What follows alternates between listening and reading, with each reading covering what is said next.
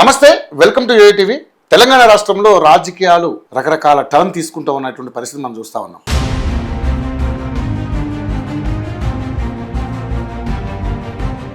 ఏదైతే ముఖ్యమంత్రి గారు ఏదైతే రేవంత్ రెడ్డి గారు నిన్న మాట్లాడినటువంటి మాటలు మనందరం చూసాం, విన్నాం. అదేవిధంగా కాళేశ్వరం ప్రాజెక్టు మీద ఇప్పుడు కోర్టు నుంచి కేసీఆర్కి, అదేవిధంగా ఈటల రాజేంద్ర గారికి, అదేవిధంగా హరీష్ రావు గారు కూడా సమన్లు జారీ అయ్యాయి, నోటీసులు వెళ్ళడం జరిగింది. సో మరి కాళేశ్వరం ప్రాజెక్టులో అవినీతి జరిగిందంటూ కూడా గత దాదాపుగా 5 సంవత్సరాల నుంచి ఇదే అంశం తెరపైకి వస్తూ ఉంది. దానివల్లనే బీఆర్ఎస్ ప్రభుత్వం కూడా కూలిపోయిందని చెప్పేసి కూడా మాట్లాడుతూ ఉన్నారు. సో మరి నిజంగానే కేసీఆర్ యొక్క అరెస్టు కూడా రంగం సిద్ధమైంది అంటూ కూడా రకరకాల కథనాలు వస్తూ ఉన్నాయి. సో నిజంగానే మరి కేసీఆర్ కుటుంబంలో అప్పుడు ఆ కుటుంబంలో ఉన్నటువంటి అందరూ కూడా చీలిపోతున్నారు. కేసీఆర్ ఒకవైపు, కేటీఆర్ ఒకవైపు, హరీష్ రావు ఒకవైపు అంటూ కూడా రకరకాల కథనాలు వస్తున్నాయి. ఈ నేపథ్యంలో రాజకీయాలన్నీ కూడా రకరకాల మలుపులు తిరుగుతున్నటువంటి పరిస్థితులు చూస్తూ ఉన్నాం. వీటన్నిటి మీద మనం క్లారిటీ తీసుకుందాం. మనతో పాటు సీనియర్ రాజకీయ విశ్లేషకులు వి ప్రకాష్ గారు ఉన్నారు. ఆయన కేసీఆర్ కుటుంబానికి చాలా దగ్గర సన్నిహితులు, అదేవిధంగా కుటుంబ సభ్యులతో కూడా చాలా సన్నిహితంగా ఉండే వ్యక్తి, అదేవిధంగా ఆ పార్టీ వ్యవస్థాపక సభ్యులు. ఆయనతో మాట్లాడి అనేక విషయాలు తెలుసుకునే ప్రయత్నం చేద్దాం. సార్ నమస్తే. ఇంట్రడక్షన్లో చెప్పినట్టుగా చాలా రకాల ఇష్యూస్ ఇప్పుడు అంటే బీఆర్ఎస్ పార్టీలో అంతర్గతంగా కుమ్ములాట్లు స్టార్ట్ అయినాయి. కేవలం అది కాంగ్రెస్ పార్టీకి కాదు, ఈ పార్టీకి కూడా ఉన్నాయి. వాళ్ళలో ఉన్నటువంటి 5గురు కూడా విడిపోతున్నారు, 4గురు కూడా విడిపోతున్నారు అనేటి రకరకాల వార్తా కథనాలు వస్తూ ఉన్నాయి. ముఖ్యంగా చూసుకుంటే ఈ నేపథ్యంలో కేసీఆర్కి, అదేవిధంగా ఈటల రాజేంద్రకి అండ్ హరీష్ రావు కూడా దీని మీద సమన్లు జారీ అవ్వడం, కాళేశ్వరం ప్రాజెక్టులో పెద్ద ఎత్తున అవినీతి జరిగిందంటూ దాని రకరకాల ఇష్యూస్ ఇప్పుడు బయటకు వస్తూ ఉన్నాయి. సో కేసీఆర్ అరెస్ట్ కూడా ఉండబోతుందంటూ కూడా రకరకాలు మాట్లాడుతూ ఉన్నారు. సో ఏంటి సార్ నిజంగానే ఈ అన్నిటి మీద మీరు ఏం సమాధానం చెప్పాలి? ఫస్ట్ మనం పీసీ ఘోష్ గారి గురించి మాట్లాడదాం. ఆయన మంచి జడ్జ్. ఆయన విషయంలో నాకు ఎటువంటి అపోహలు కానీ అభ్యంతరాలు కానీ ఏమీ లేవు. ఆయన 2 సార్లు నేను జడ్జి గారిని కలిశాను, 3 సార్లు కలిశాను. నేను 100వ సాక్షిని. నా తర్వాత కూడా చాలా మందిని ఆయన విచారించారు. నేను గమనించింది ఏంటంటే కావలసినంత సమాచారం ఆయనకి ఇవ్వట్లేదు. ఆఫ్ ది రికార్డ్ ఏంటంటే కొన్నిసార్లు వాళ్ళ ఆఫీస్ నుంచి కూడా మనకు ఎన్నిసార్లు అడిగినా కూడా ఇన్ఫర్మేషన్ సరిగ్గా ఇవ్వట్లేదు అనేది కొంత వచ్చింది. ఓకే. తర్వాత ఇంజనీర్స్ ఏంటంటే బాధ్యతారాహిత్యంగా ఆయన ముందర స్టేట్మెంట్స్ ఇచ్చారు. సరే వాళ్ళ ఇష్టం, అది నేనేం దాన్ని తప్పట్లేదు. బట్ అది బాధ్యతారాహిత్యం. ఎందుకంటే చాలాసార్లు మమ్మల్ని తొందర పెట్టాడు కేసీఆర్ గారు. అంటే నీళ్ళు కావాలని తొందర ఉంటుంది, ఆత్మహత్యలు ఆగాలి రైతులే అన్నప్పుడు నీళ్ళు తొందరగా కావాలని ఉంటుంది. అందువల్ల మేము ఇట్లా చేసాం అట్లా చేసాం. మరి తప్పెవరిది? ఒక ఇంజనీర్ అన్నప్పుడు తొందర పెట్టినంత మాత్రాన తప్పులు చేస్తాడా? గతంలోనే మనకు ఉదాహరణలు ఉన్నాయి. కానీ ఇక్కడ ఇంకో క్వశ్చన్ కూడా వస్తుంది సార్. అసలు ఇంజనీర్ని తన పని తాను చేసుకోనివ్వకుండా మొత్తం టోటల్ డిజైన్ చేసిందే కేసీఆర్, అందుకని తప్పిదాలు జరిగిందని మాట్లాడారు. అది అపోహ. కేసీఆర్ ఇంజనీర్ కాదు, కేసీఆర్ డిజైన్స్ అనుభవం లేదు. ఎట్లా చేస్తాడు? కేసీఆర్ అక్కడ కట్టమని కూడా చెప్పలేదు. మేడిగడ్డ దగ్గర నిజంగా అంటే అక్కడ సాయిల్ చెక్ చేశారా సార్? అసలు ఎక్కడ చెక్ చేయకుండా ఎట్లా కడతారా? మరి ఎందుకు ఎలాంటి జరిగింది? మనం అట్లా కట్టమన్నా కూడా ఇలాంటి వాడు కడతాడా? ఇలాంటి వాడు కడతాడు. కాసేపు నవ్వులాటకు ఒక మాట అనుకో, ఏమనంటే ఇది కూడా ట్రోల్ అవుతుంది కాదు, ఒక మాట అనుకుందాం నవ్వులాటకు. పుష్కరాలు జరుగుతున్నాయి. రేవంత్ రెడ్డి గారు పోయి సరస్వతి నది పుష్కరాలు చేసి, అవును. ఎక్కడనే సరస్వతి నది ఎక్కడుంది? విగ్రహం బాసర్ దగ్గర ఉంది. ఓకే. సరస్వతి నది పుష్కరాలు చేస్తున్నాడు. ఎక్కడ చేస్తున్నాడు? ప్రాణహిత గోదావరి అంతే కదా. సరస్వతి నది ఎక్కడుంది? బ్రాహ్మణులు అడిగితే ఏమంటారంటే అంతర్వాహిని అంటారు. అంటే ఈ 2 కలిసిన తర్వాత కింద నుంచి ఒక నది పోతుంది, ఆ నదే సరస్వతి నది అని అంటారు. మరి కింద నుంచి నది పోయినప్పుడు మేడిగడ్డ కింద తీసుకొని ఆ నది తీసుకపోవచ్చు కదా. నేను నవ్వులాటగా అంటున్నా, నిజమా కాదో లేదో నిజంగా కూడా నిజమే కావచ్చు కదా. ఓకే. కింద నుంచి ఒక నది ఉన్నప్పుడు వీళ్ళు పై నదిలో పియర్స్ వేశారు, కింద ఒక నది అయితే పోతున్నది కదా. ఆ నది ఉంటుంది. ఇది మీరు మాట్లాడుకుంటే నేను భూభౌతిక శాస్త్రవేత్తలు అని ఉంటారు కదా, వాళ్ళు ఆ కింది నదిని కూడా వాళ్ళు పరిశీలిస్తారు. అంత ఈజీగా ఏ పరీక్షలు లేకుండా కడతారా? కట్టరు కదా. ఇంకోటి, ప్రపంచంలోనే ఫాస్టెస్ట్ రివర్, ఫ్లాష్ ఫ్లడ్స్ వచ్చే రివర్ గోదావరి. మరి ఫ్లాష్ ఫ్లడ్స్ వచ్చేదాన్ని తట్టుకునే విధంగా కడతారు కదా. అవును, అంత పెద్ద ప్రాజెక్ట్, జాతీయ హోదా తెచ్చుకోవాలనుకున్నంత ప్రాజెక్ట్ని అంత తేలిక కట్టే పరిస్థితి ఉన్నది కదా. ఇంకోటి 500 సంవత్సరాల చరిత్రలో మేడిగడ్డ దగ్గర వచ్చిన అత్యంత ఎక్కువ వరద 28,25,000 క్యూసెక్కులు. దాన్ని దృష్టిలో పెట్టుకొని ఆ వరద మళ్ళీ వస్తుందా అనే అంచనాతో కట్టారు. బట్ కట్టినాక 2 yearsకే వచ్చింది, అంతకంటే ఎక్కువ వచ్చింది. 28,75,000 క్యూసెక్లు వచ్చింది. వచ్చినప్పుడే ఆ పంపులు మునిగినాయి. అంత వరదను మెడిగడ్డ తట్టుకున్నదా లేదా? తట్టుకుంది కదా. మరి నాసిరకంగా కడితే ఎట తట్టుకుంటుంది? నేను ఒక్కరినే చాలాసార్లు చెప్తున్నా, వేరే వాళ్ళు ఎవరు చెప్పకపోయినా నేను చెప్పడం మానలే. అవును, అది బ్లాస్టింగ్ అన్నా అనుమానం. అవునా? కాకుంటే ఘోష్ గారి విచారణలో అది రాకపోవచ్చు. నేను కూడా ఎన్డీఎస్ఏ ఏం చెప్తారో చూద్దామని చెప్పి నేను కూడా ఆయన ముందు చెప్పలేదు. కాదు సార్, ఇప్పుడు నిజంగా అది బ్లాస్టింగ్ అని మీరు అన్నారనుకోండి, మీ అభిప్రాయం అది. ఒకవేళ కేసీఆర్ గారు కూడా దాని మీద కోర్టుకెళ్తే ఏమన్నా? అసలు ఫస్ట్ కేసీఆర్ గారే ఫస్ట్ ఆయనకు వచ్చిన ఇన్ఫర్మేషన్ ఓకే, రాత్రి 7-8 ఆ టైంలో అక్కడ నుంచి ఒక ఇంజనీర్ సార్ పెద్ద సౌండ్ వచ్చింది. ఆ సౌండ్తోని అంటే ఇప్పుడు 85 పియర్స్ ఉంటాయి, 20వ పియర్ దగ్గర జరిగింది. 20వ పియర్ ఇటు సైడ్ ఉండదు, మహారాష్ట్ర సైడ్ ఉంటుంది, సిరివంచ తాలూకా సైడ్ ఉంటుంది. 20వ పియర్ నుంచి 85వ పియర్ అంటే 65 పియర్స్. 65 పియర్స్ క్యూతల ఒక 1/2 కిలోమీటర్ దూరంలో ఈ జేఈ ఉండే ఆఫీస్ ఉంటుంది, వాళ్ళ guest house, office come guest house. అక్కడికి సౌండ్ వినబడ్డదంటే అది ఎంత పెద్ద బ్లాస్ట్ అయ్యి ఉండాలి. దానికి ఏమైనా ఆధారాలు ఉన్నాయని నేను చెప్తాను. నేను అన్నదానికి ఆధారాలు ఉన్నాయి. నంబర్ 1 ఏంటంటే సౌండ్ బాగా వచ్చింది, ఏం జరిగిందో తెలియదు, అప్పటి వరకు ఎవరు పోలేదు. నిండా నీళ్లు ఉన్నాయి, నిండా అంటే 12 టీఎంసీ 11.5 టీఎంసీలు ఉన్నాయి ఆ రోజు. గేట్లు వేశారు.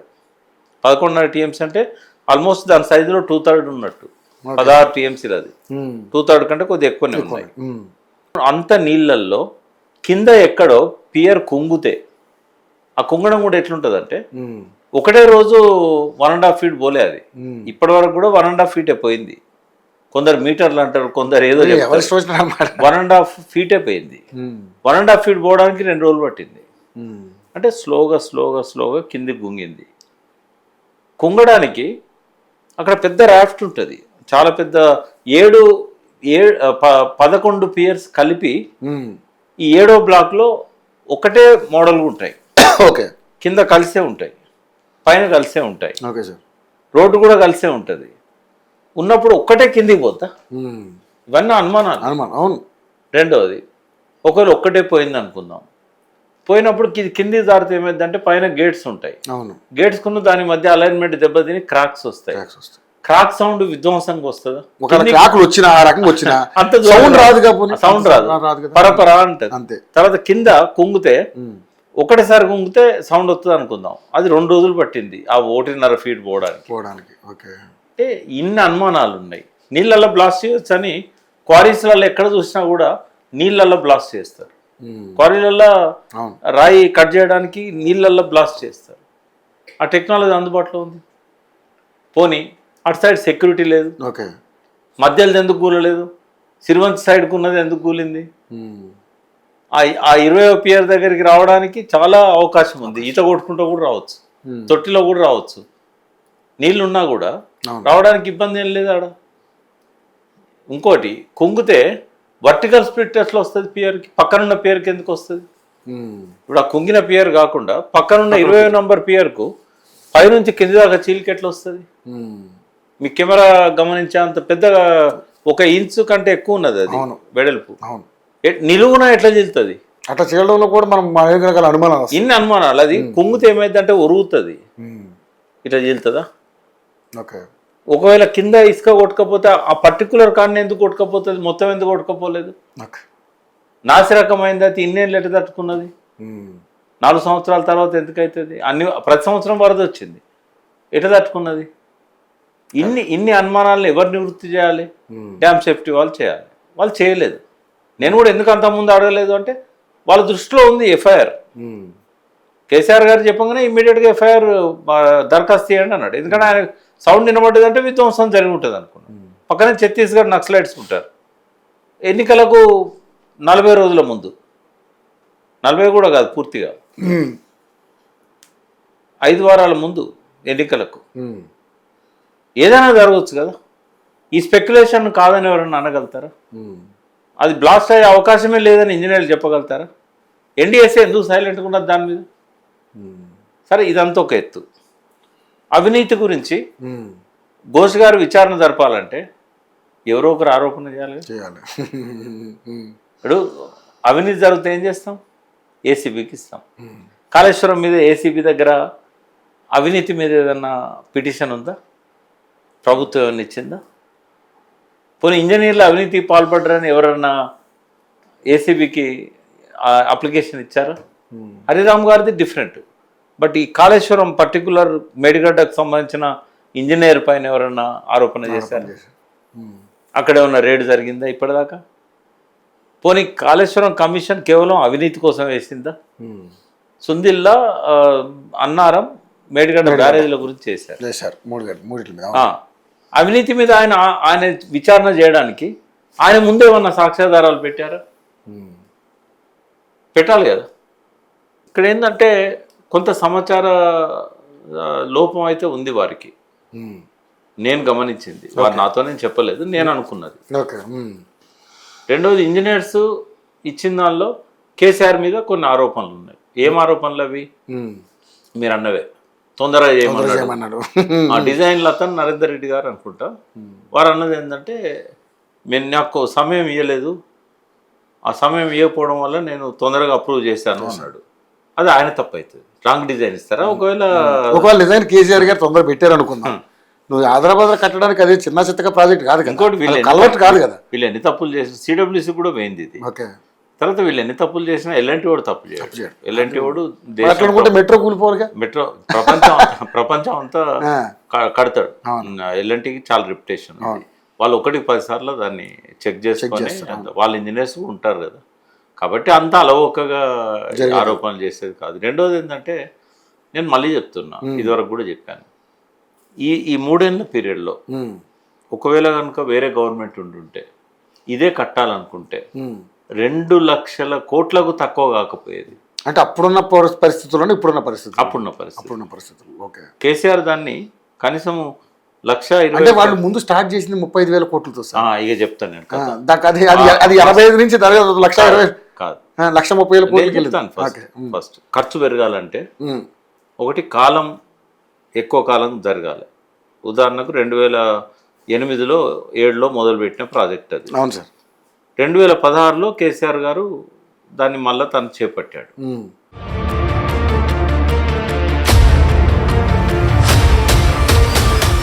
8 ఏళ్ళ గ్యాప్ వచ్చింది.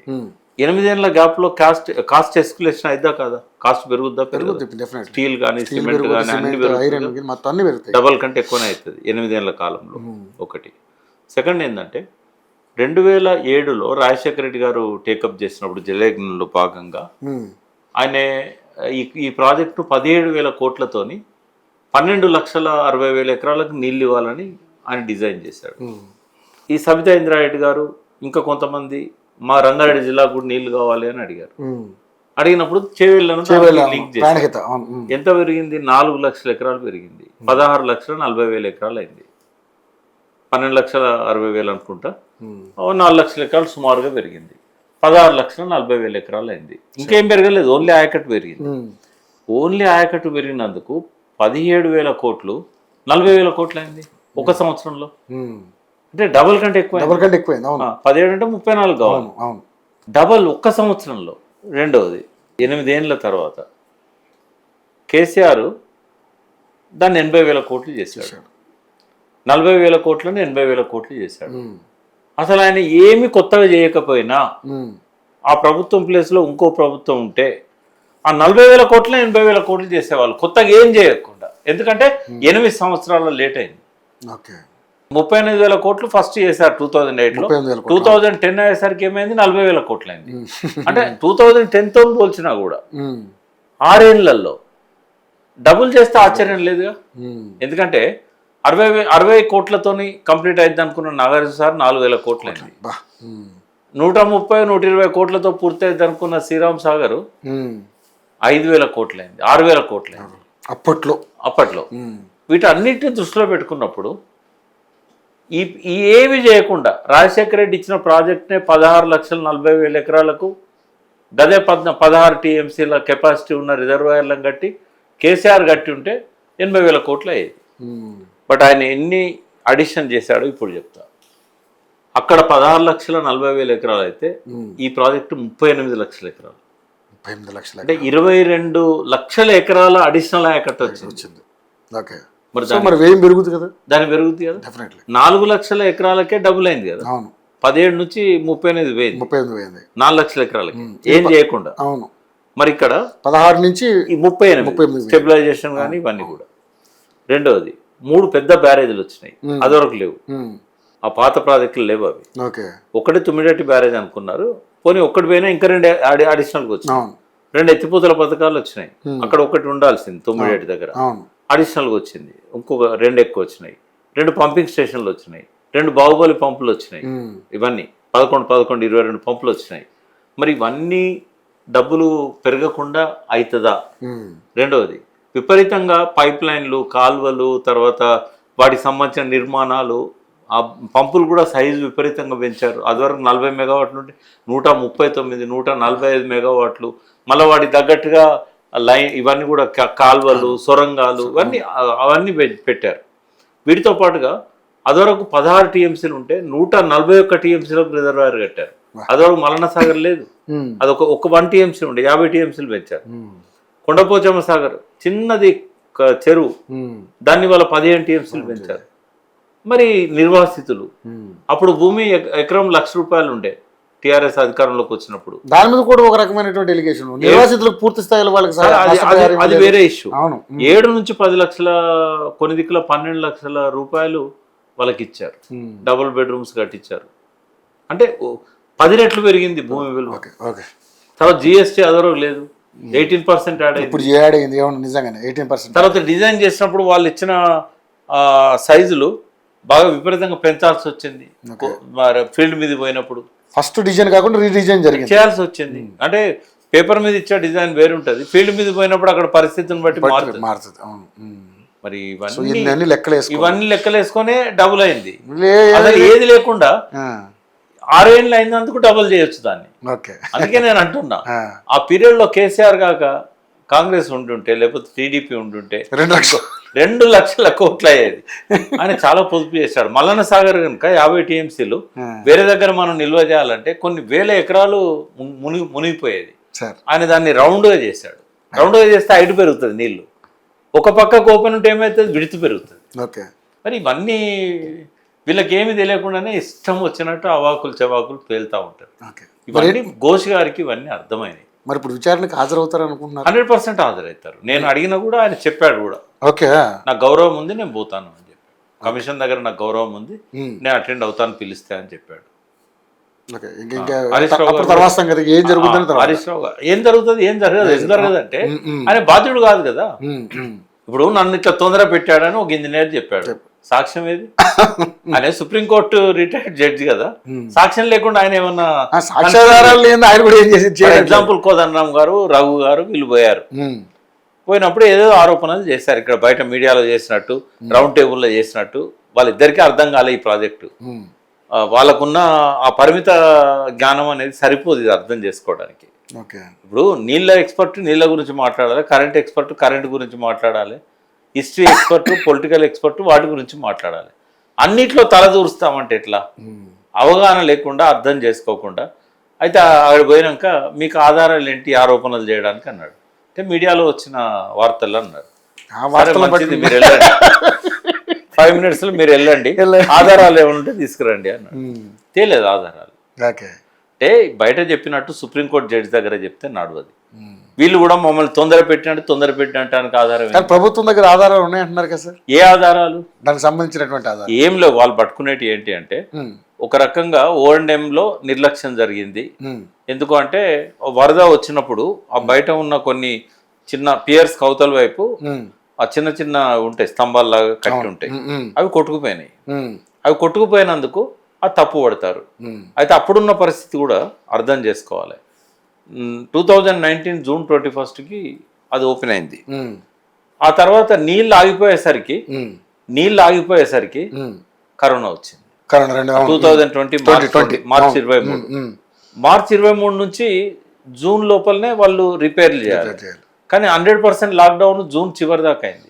అందరికి ప్రాణభయం, ఎవరు పోలేదు, ఎవరు పని చేయలేదు. కనీసం ఆ నీళ్ళు వచ్చినప్పుడు ఉన్న సేఫ్టీ, దాన్ని ఏమంటారు, రబ్బర్ డ్యామ్, కాఫర్ డ్యామ్ కూడా తీసేయలేకపోయారు. ఆ వరదల తర్వాత చూస్తే కాఫర్ డ్యామ్ 3 వంతులు కొట్టుకపోయింది. ఆ 1 వంతు మిగిలింది. ఆ 1 వంతు తీసేద్దామంటే కూడా వాళ్ళు పోలేకపోయారు. మళ్ళీ వరద స్టార్ట్ అయింది, కోవిడ్ అయిపోయారు. అది నిర్లక్ష్యమే కానీ ఉద్దేశపూర్వక నిర్లక్ష్యం కాదు. అదొకటి తప్పుపడతారు. రెండవది 1800 కోట్లతో కావాల్సిన మేడిగడ్డ 4000 కోట్లు ఎందుకైంది అనేది ఒక ఆరోపణ. అన్ని పెరిగినాయి. దాని ఇప్పుడు మీరు చెప్పిన ప్రకారం అయితే కాస్ట్ పెరగడం కాదు, సైజులు పెరిగినాయి. తర్వాత 18% జిఎస్టీ అంత ముందు లేదు. తర్వాత డిజైన్ లో ఉన్న పియర్స్ కంటే ఫీల్డ్ మీద ఎక్కువ వచ్చినాయి. తర్వాత రాఫ్ట్ కు వాటికి వాడాల్సినవి కూడా మారిపోయినాయి. సీకెంట్ పైల్స్ వచ్చినాయి. అదొరకు షీట్స్ పెట్టాలి, పైలింగ్ షీట్స్ పెట్టాలనుకున్నారు. షీట్స్ బదులు సీకెంట్ పైల్స్ వచ్చినాయి. చాలా లెబోరియస్ వర్క్ అది. అంటే ఇవన్నిటి వల్ల పెరిగింది, అది ప్రూవ్ చేశారు. అంటే ఇటువంటి ప్రశ్నలకు రేవంత్ రెడ్డి ప్రభుత్వం కంట్రోల్ ఆడిటర్ జనరల్ కు రిపోర్ట్ ఇచ్చింది. ఏది 2024 సంవత్సరం కేసీఆర్ లేడు ముఖ్యమంత్రిగా. 23 డిసెంబర్లో రేవంత్ రెడ్డి వచ్చారు. 24లో కంట్రోల్ ఆడిటర్ జనరల్ కు ఇచ్చి ఆ కాపీని అసెంబ్లీలో పెట్టాడు రేవంత్ రెడ్డి ప్రభుత్వం. పైన రేవంత్ రెడ్డి ఫోటో ఉంటుంది. అందులోనే జవాబులు ఇచ్చారు ఎందుకు పెరిగింది కాస్ట్ అని. ఎవరిచ్చారు? ఇరిగేషన్ డిపార్ట్మెంట్ ఇచ్చింది. దాన్ని పీసీ కోర్స్ కన్సల్ట్ చేస్తాడా? చేయడం. చేసినప్పుడు ఇంకా కేసీఆర్ మీద ఆరోపణ ఎందుకు వస్తుంది? ఏమీ జరగదు, కేసీఆర్ మీద ఆరోపణ జరగదు, అరెస్ట్ చేయడం జరగదు. చాలా ఆయన పిలవడం అనేది చాలా మంచిది తెలంగాణకి. ఎందుకంటే చాలా విషయాల మీద ఇవాళ చెప్పగలిగే ఒక్కొక్క వ్యక్తి కేసీఆర్. కాళేశ్వరం అర్థం చేయించాలంటే ఆయన తప్ప మాలాంటి వాళ్ళని చెప్పినా కూడా ఆయన చెప్తే శాంక్టిటీ వస్తుంది, దానికి శంకులో పోస్తే తీర్థం అవుతుంది. కాబట్టి ఆయన చెప్పడం అనేది ఒక జ్ఞానోదయానికి అది అవసరం. నేను కూడా మనసారా కోరుకున్నా. ఘోష్ గారికి కూడా నా రిక్వెస్ట్ చేసిన నేను ఏమనంటే వాళ్ళని కూడా పిలిస్తే మీకు పూర్తి విషయాలు వివరణ చెప్తారు అని. నన్ను ఆయన క్వశ్చన్స్ అడిగినప్పుడే చెప్పాను నేను. ఇరిగేషన్ మినిస్టర్ని, ముఖ్యమంత్రి గారిని కూడా వాళ్ళ మీద ఆరోపణలు వస్తున్నాయి కాబట్టి పిలిస్తే మంచిది అనేది. వారు పిలిచారు, మీరు పోతున్నారు అంటే అది మంచిది. అవును, వారికి ఏం నష్టం. వెళ్ళకపోతే మళ్ళీ అదొక రకమైనటువంటి విమర్శలకి ఇప్పుడు వెళ్తారు కాబట్టి ప్రాబ్లం ఉండదు, ఏముండదు. కాబట్టి మంచిగా పొద్దు నుంచి సాయంత్రం దాకా అన్ని ఓపిక్గా చెప్తాడు కేసీఆర్ గారు. ఆయన అడిగిన ప్రశ్నలు, ఆయన ఏ ప్రశ్నలు అడుగుతారంటే ఏవైతే కేసీఆర్ గారి మీద డైరెక్ట్ గా ఆరోపణలు వచ్చినాయో అవి నోట్ చేసుకొని వాటి వరకే అడుగుతారు. కాబట్టి అదేం ప్రాబ్లం కాదు. హరీష్ రావు గారినైనా, ఈటెల రాజేందర్ గారినైనా, హరీష్ రావు గారికి 2 రకాలకు సంబంధం ఉంది. ఇరిగేషన్ మినిస్టర్ ఉన్నాడు, ఫైనాన్స్ మినిస్టర్ ఉన్నాడు. 2 టర్ములు. అంతకుముందు ఆయన ఫైనాన్స్ సంబంధించి ఆయన అడుగుతారు. ఆయన ఏమంటాడు, సెక్రటరీ గారు చేశారు, నేను చేసేది ఏముంది, వాళ్ళు మెజర్మెంట్ చేసి పంపించారు, వాళ్ళకి ఇవ్వాల్సిన బిల్స్ ని రికమెండ్ చేశారు ఏఎన్సీ గారు, నేను సైన్ చేశాను, బట్ ఇష్యూ చేయాల్సింది ఫైనాన్స్ సెక్రటరీ. కాబట్టి రామకృష్ణరావు గారు ఇప్పుడు చీఫ్ సెక్రటరీ, ఆయన ఇదివరకే పిలిచారు. తర్వాత ఇరిగేషన్ సెక్రటరీని పిలిచారు, రజత్ కుమార్ పిలిచారు, జోషి గారిని పిలిచారు, వికాస్ రాజ్ గారిని పిలిచారు, స్మితా సబర్వాల్ పిలిచారు. మరి ఇక కేసీఆర్ గారికి ప్రత్యేకంగా వచ్చే ఇబ్బంది ఏముంటది, ఆడ వీళ్ళకి వచ్చే ఇబ్బంది ఏముంటది? ఆయన కూడా క్లారిటీ ఇచ్చేస్తే మొత్తం టోటల్గా నీలిమబ్బులు అట్లా తెరుచుకునే పరిస్థితి ఉంటుంది. 100% ఏంటంటే ఎవరికి ఏ ప్రాబ్లం లేదు.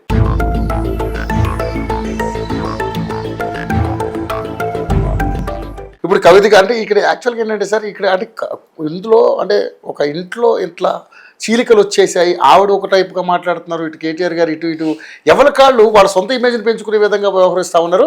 సో మొత్తానికైతే చీలికలు స్టార్ట్ అయినని చెప్పేసి పెద్ద ఎత్తున తెలంగాణలో సామెత ఉన్నది, గద్దెగిరిందంటే ఎద్దెగిరింది అంటారని. స్పెక్యులేషన్స్ ఇవి బీజేపీ కాంగ్రెస్ కి అవసరం.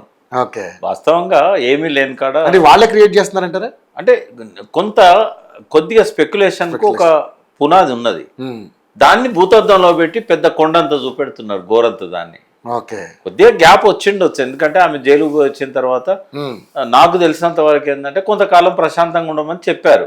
బట్ ఆమె ఏంటంటే జైలు పోయి వచ్చిన ప్రశాంతంగా ఉంటే నిందను మోసినట్టు అవుతుంది కదా.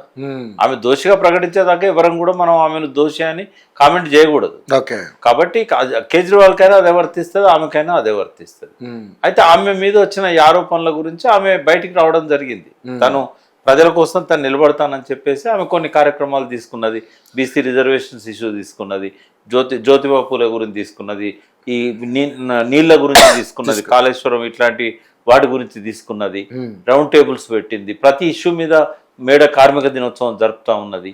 అంటే ప్రజల్లోకి ఆమె దూకుడుగా వెళ్ళడం అనేది ఆమెకున్న ఆ డైనమిజంలో భాగమని నేను అనుకుంటున్నాను. ఎందుకంటే పార్టీలోకి కొత్తగా ఆమె వచ్చినప్పుడు కూడా 7-8 ఏళ్ళ అనుభవంతో వచ్చింది. జాగృతి పెట్టి బతుకమ్మ ఇవన్నీ జాగృతి అసలు అది ఒక పార్టీలో లేదు. కాకపోతే ఇక్కడ ఒక కామెంట్ చేయడం వల్ల చాలా ప్రాబ్లమ్స్ క్రియేట్. ఏం కామెంట్?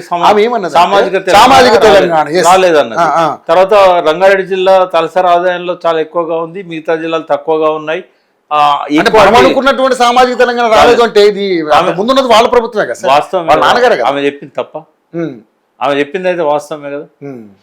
కేసీఆర్ గారికి నెక్స్ట్ గవర్నమెంట్ ఫామ్ చేయడానికంటే ముందు ఈ క్యాంపెయిన్ ఈమె చేసింది అనుకోండి, అది సమాజంలో ఉన్న ఏ దళిత వర్గాలకు కానీ బహుజన వర్గాలకు కానీ అది ఒక లాభం చేకూర్చేదే కదా. ఆ కోణాన్ని ఆవిష్కరించడం అనేది అది నేను అప్రిషియేట్ చేస్తా. అది విమర్శ కావచ్చు కేసీఆర్ మీద, చేయకూడదు అని ఉందా? అయితే ఇంటి మనిషి ఆయనంత మాత్రం చేయకూడదా? ఎందుకు చేయకూడదు? సొంత కూతురే అన్న క్వశ్చన్ మార్క్ వస్తుంది. నేను అనేది ఏంటంటే ఆమె జాగృతి, ఆమెకంటూ ఒక సపరేట్ ఆర్గనైజేషన్ ఉంది, వీళ్ళెవరికి లేదు. ఆ కుటుంబంలో ఇంకెవ్వరికి వేరే లేవు. ఇలా కొత్తగా వచ్చింది కదా ఆమె. జాగృతి ఫస్ట్, పార్టీ సెకండ్. అవును, జాగృతి పునాదితోనే కదా ఆమెకు నిజామాబాద్ టికెట్ ఇచ్చింది. మరి జాగృతి కూడా వేసింది. జాగృతికి ఆర్గనైజేషన్ ఉంది కదా. ఒక స్టేజ్ లో కొంత అన్నారు ఆమెను జాగృతిని తీసేస్తే బాగుంటుంది, కానీ ఒక ఎదిగిన సంస్థను ఎట్లా దాన్ని నమ్ముకొని ఉన్న వాళ్ళు ఉంటారు, దానిలో క్యాడర్ ఉంటారు, కమిటీలు ఉంటాయి. కాబట్టి అది కొంతకాలం అది కోల్డ్ స్టోరేజ్లో ఉన్నా కూడా మళ్ళీ అది రెక్కలు విప్పుకున్నది. దాన్ని తప్పడానికి లేదు. కేసీఆర్ను బహిరంగ క్రిటిసైజ్ చేయలే ఆమె.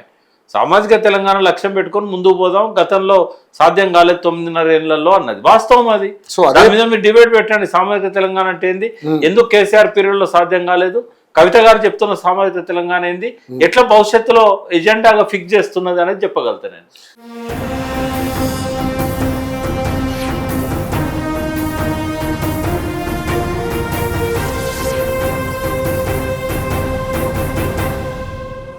సరే, ఇప్పుడు వస్తున్నటువంటి అంటే అది వార్తను కరెక్ట్గా నేను చెప్పలేను, కానీ వస్తున్నటువంటి వార్త ఏంటంటే అదే పేరుతోటి సామాజిక తెలంగాణ అనే పేరుతోటి పార్టీ కూడా రిజిస్ట్రేషన్ చేయించారు అనేది కూడా కొంత పార్టీ పెట్టబోతుంది. ఈ నినాదాన్ని ఫస్ట్ ఇచ్చింది చిరంజీవి గారు, సామాజిక తెలంగాణ, దేవేందర్ గౌడ్. అవును, అది ఏది ఏమైనా కూడా పార్టీ పెట్టదు. నేను చెప్తున్నా కదా, పార్టీ పెట్టదు అంటారు. పార్టీ పెట్టదు. ఒకవేళ పార్టీ పెట్టాలని ఆమె అనుకున్నా కూడా పెట్టలేదు. కాన్ఫిడెన్స్ 100%. ఎందుకంటే ఆ కుటుంబంలో నాకు ఒక 8-10 సంవత్సరాలు క్లోజ్ గా ఉన్న అనుభవం ఉంది. కేసీఆర్ గారితో అయితే 10-15 సంవత్సరాలు క్లోజ్ గా ఉన్న అనుభవం ఉంది. కాబట్టి ఆఖరి నిమిషంలో కేసీఆర్ గారు పిలిచి, ఇదేందమ్మా ఈ పని చేయడం వల్ల పార్టీకి ఇబ్బంది అవుతుంది, మనం అధికారంలోకి వచ్చే పరిస్థితి ఉన్నప్పుడు నువ్వు ఇది చేయడం ఏంది, చికాకు చేయకు అని చెప్పి ఒక్క మాట అంటే చాలు ఆగిపోతుంది ఆమె. బట్ ఆమె కూడా ఇంటెన్షన్ ఉన్నదని నేనైతే అన్నాను.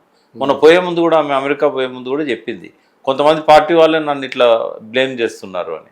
బట్ దాన్ని బట్టి ఏమర్థం చేసుకోవాలి మనం? పార్టీ వాళ్ళైనా బయట ఉన్న బీజేపీ కాంగ్రెస్ వాళ్ళైనా దాన్ని ఒక పండుగలాగా భావిస్తారు. కొంచెం చిన్న చిన్న 2 డైలాగులతోనే అంత స్పెక్యులేషన్స్ అవసరమా? అందుకే చీలుడి అంటే బైన్సులుడి అనే సామెత చెప్పాను నేను. ఆమె కాదు, ఆ కుటుంబంలో ఎవరు కూడా డైలాగులతోనే మీరంటే మన జై తెలంగాణ అన్నదానికి మనం రాష్ట్రం సాధించుకున్నాం కదా సార్. అట్లా ఆ డైలాగ్ అట్లా ఏదన్నా కానీ జరగవచ్చు కదా అనేది సరే. మీరు అన్నట్టుగానే ఇది ప్రతిపక్షాలు వేసే కుట్ర కావచ్చు, కొంతమంది ఉన్న పార్టీ అధికార పక్షం కానీ వాళ్ళకి ఇబ్బంది ఎక్కడ వస్తుంది రవి. ఈమె సామాజిక తెలంగాణ నినాదం ఎత్తుకునేసరికి కొంత క్రిటిసైజ్ చేస్తే చేయలేదు. అవును, బట్ దళిత బహుజన వర్గాలను తన వైపు తిప్పుకుంటున్నది కదా. అది బీజేపీ కాంగ్రెస్ కి ఇష్టం లేదు, అందుకని ఒక ప్రచారం మొదలు పెట్టారు. బట్ బహుజన వర్గాలు సంతోషంగా ఉన్నాయి, తప్పేమున్నది. నేను ఓపెన్ గా చెప్తున్నా, సామాజిక తెలంగాణ కేసీఆర్ పీరియడ్ లో కొంతవరకు ఆయన ప్రయత్నాలు చేశాడు. గొర్రెల పథకం అని వాళ్ళ జీవన ప్రమాణాలు పెంచడానికి ప్రయత్నం చేశాడు. మత్స్య కార్మికులకు కోట్ల కొద్ది చేప పిల్లలు వేసి వాళ్ళ ఆర్థిక పరిస్థితిని మెరుగు చేశాడు. 10,000 కోట్ల ఆదాయం పెరిగింది వాళ్ళకి. కొంతవరకు ఆయన చేయగలిగాడు, కానీ సామాజిక తెలంగాణ లక్ష్యాన్ని చేరుకున్నామంటే చేరుకోలేదు. ఓకే.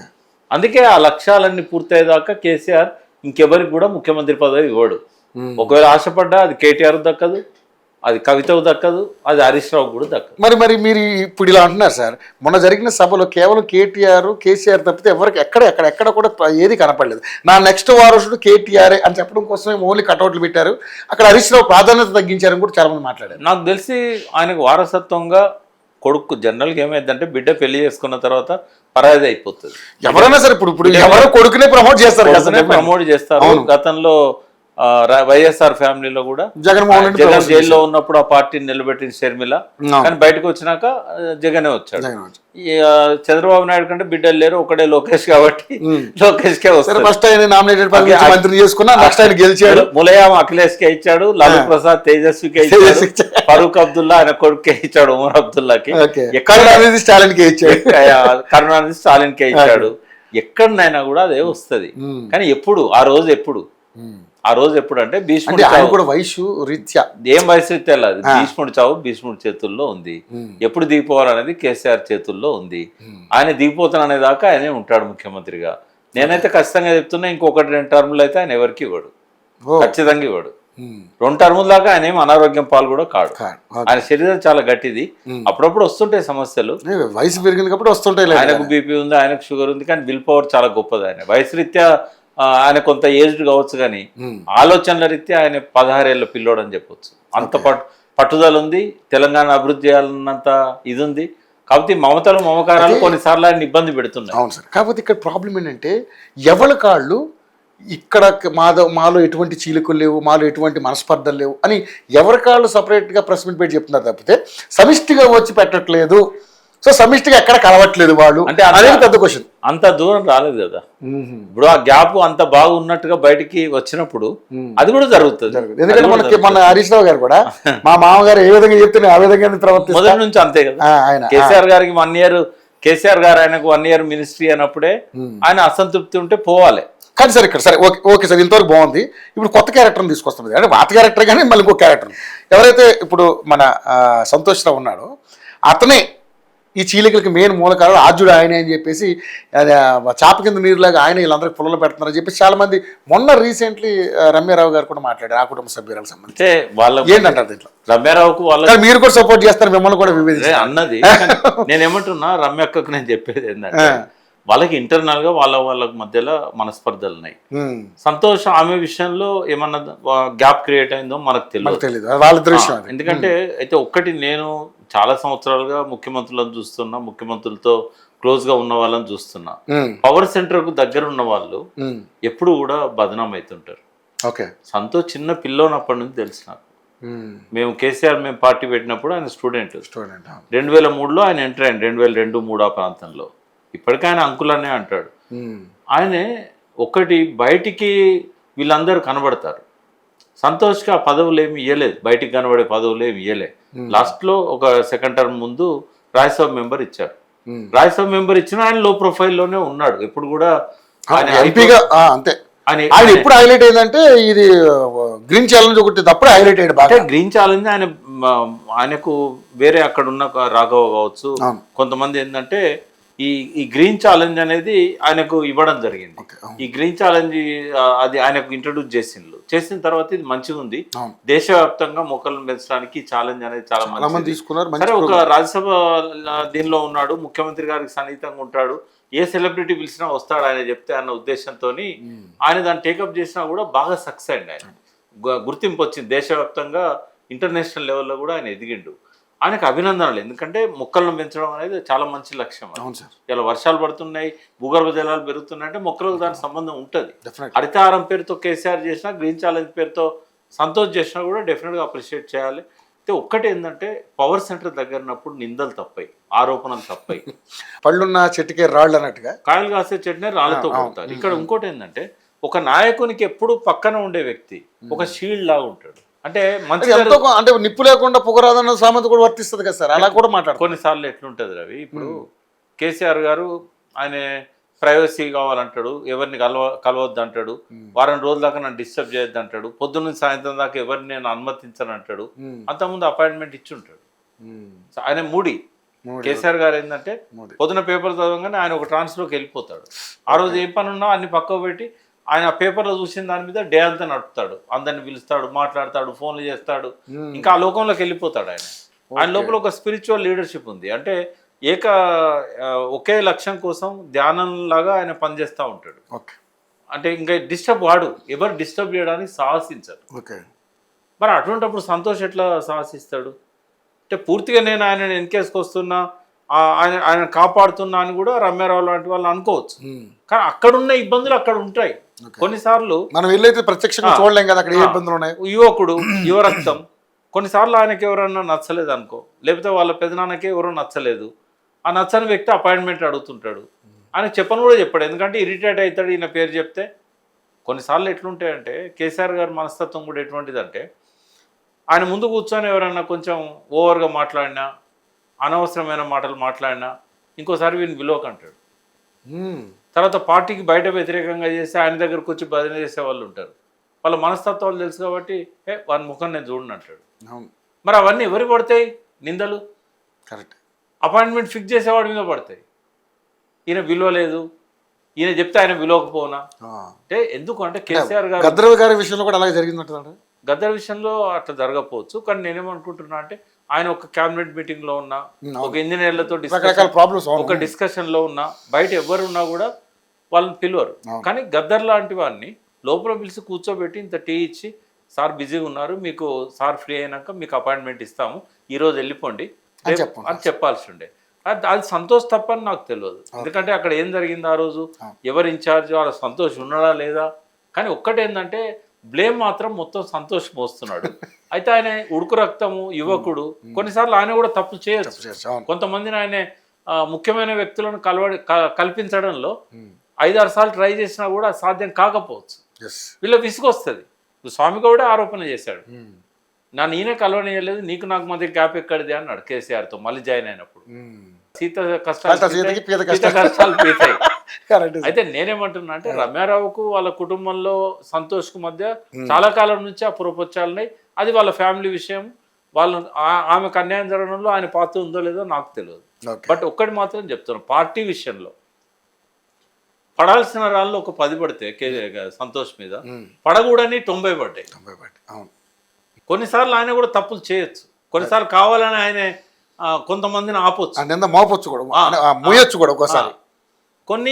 కొన్ని విషయాలలో ఎగ్జామ్షన్ ఉన్నా కూడా. బట్ 90% ఏంటంటే నాయకుని దగ్గర ఉన్న వాళ్ళు సంతోష్ కావచ్చు, అంతకుముందు హరీష్ కావచ్చు, సంతోష్ రాకముందు హరీష్ మీద కూడా ఇటువంటి బాధలు ఉన్నాయి. అంటే కేసీఆర్ మనస్తత్వం ఎటువంటిది అంటే, ఉద్యమ కాలంలో ప్రతి ఒక్కటి భుజం మీద చేసి అందరితో కలిసి భోజనం చేసిన వ్యక్తి, అందరి ఇళ్లలో పోయిన వ్యక్తి. ముఖ్యమంత్రి అయినాక రానియకపోయేసరికి ఆ నింద ఎవరి మీద పడుతుంది? ముఖ్యమంత్రి మీద పడదు. గర్వం పెరిగింది అంటారు, ఆయన మీద పడదు, ఏదైనా కానీ పక్కనున్న వాడి మీద పడుతుంది. కల్పించాడు. ఇది సహజంగా జరిగేది. సంతోష్ విషయంలో కొద్దిగా ఎక్కువ జరిగింది. హ్యాండిల్ చేయడంలో ఆయన కొన్ని లోపాలు చేసి ఉండవచ్చు, అర్థం చేయించడంలో లోపాలు చేసి ఉండవచ్చు, కొన్నిసార్లు ఫోన్లు ఎత్తకపోవచ్చు. ఇవన్నీ దాన్ని గ్యాప్ మాత్రం ఆయన పెంచిండు అనేది నేను ఒప్పుకోను. ఈ కుటుంబంలో గ్యాప్ పెంచిండు అనే ఆరోపణ ఉంది కదా, అది కావాలని ఆయన టార్గెట్ చేసుకోదాం. అదే మీ అభిప్రాయం మీరు చెప్పారు సార్. ముందు ఏం జరగబోతుందని తెలుస్తుంది, మనం కూడా చూస్తాం. నేనేమంటున్నాను రవి, ఏమీ జరగదు. ఈ పార్టీ ఇంటాక్ట్ ఉంటుంది. ఒకవేళ కవిత గారు ఏదైనా పార్టీ పెడదామని అనుకున్నా, ఆమె జాగృతిని స్ట్రెంథన్ చేస్తున్నప్పుడు ఇటువంటి అపవాదు సహజమే. అయితే ఆమె ఖండించింది. ఒకవేళ ఆమెకి నిజంగానే ఒకరోజు బుద్ధి పుట్టింది అనుకుందాం పార్టీ పెట్టాలని, లేదా పరోక్షంగా ఒకరితో పార్టీ రిజిస్టర్ చేయించింది అనుకుందాం, కేసీఆర్ గారు పిలిచి దాన్ని సెటిలైట్ చేయగలుగుతారు. ఆయన బతుకున్నంత వరకు ఈ పార్టీ చీలదు, ఈ పార్టీలో ఇంకొకరు ముఖ్యమంత్రి అయ్యే అవకాశమే లేదు ఆయన ఇచ్చేదాకా. ఆ పోటీ పడే అవకాశం కూడా లేదు. కేటీఆర్ గారు ఆ పార్టీ ప్రెసిడెంట్ కొనసాగుతారు. ఇప్పుడు వర్కింగ్ ప్రెసిడెంట్ ఉన్నాడు, రేపు పూర్తి స్థాయి ప్రెసిడెంట్ ఉంటాడు. డైనమిజం అయితే అందరిలో ఉంది, ఎవరు అనర్హులు కాదు. అందరూ మంచి లీడర్లే. ఓకే, ఇంకొక క్వశ్చన్ ఏమైనా అడగచ్చు, ఎందుకంటే టైం అయిపోతుంది ఇక్కడ. ఏం లేదు సార్, ఇప్పుడు యాక్చువల్గా నిన్న జరిగినటువంటి మీటింగ్లో, ఏదైతే నల్లమల్ల ఏరియాలో జరిగినటువంటి మీటింగ్లో ముఖ్యమంత్రి రేవంత్ రెడ్డి గారు మాట్లాడిన అంశాలు ఏంటంటే, ఆ 5 సన్నాసులను మాట్లాడారు సార్. అది ఎవరిని అన్నారు ఏంటంటే, అది క్లారిటీగా అందరికి, ఎందుకంటే గతంలో ముఖ్యమంత్రిగా మాజీ ముఖ్యమంత్రి కేసీఆర్ గారు సన్నాసులను అన్నారనేది రకరకాలుగా మాట్లాడుతున్నారు. ఏంటి సార్ అంటే, ఈయన కూడా పేర్లు పెట్టకుండా కేసీఆర్ లాగానే స్ట్రాటజీ చేస్తున్నాడు అనేది ఒక రకమైన వార్త. ముందు నేను థ్యాంక్స్ చెప్తాను రేవంత్ రెడ్డికి, ఎందుకు సన్యాసి అనే పదంతో ఆపిండు కాబట్టి. అంతకంటే ఎక్స్ట్రీమ్కి వెళ్ళే ఎప్పుడు ఆయన అట్లే పోతాడు పేగులు మెడకేసుకుంటా. అవును. భాషలో కొంచెం మార్పు ఉన్నది, అది కూడా గమనించాలి. అంటే ఇన్ని రోజులు ట్రోల్ చేస్తున్నారు కదా సార్ అందుకు సరే ఏది ఏమైనా కూడా ఆయన లోపల క్రమంగా మార్పు వస్తున్నది, Okay. అది మనం నోటీస్ చేయాలి. రెండవది ఏంటంటే ఆ మాట అన్నా కూడా ఒక ఆయన బ్లేమ్ చేయడంలో ఎప్పుడు కూడా ప్రతిదానికి కేసీఆర్ గారినే బాధ్యుని చేసే విధంగా కాళేశ్వరం విషయం కావచ్చు, ఫైనాన్సెస్ విషయం కావచ్చు, అర్ధసత్యాలు చెప్తూ బ్లేమ్ చేస్తున్నాడు.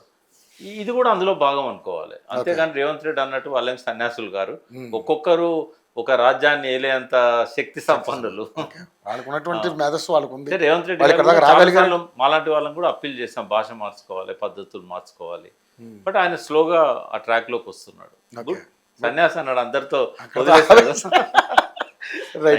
థ్యాంక్ యూ విప్రకాష్ గారు. అవసరమైతే మళ్ళీ మిమ్మల్ని అప్డేట్స్ మీద మళ్ళీ కలుసుకునే ప్రయత్నం చేద్దాం. Thank you so much.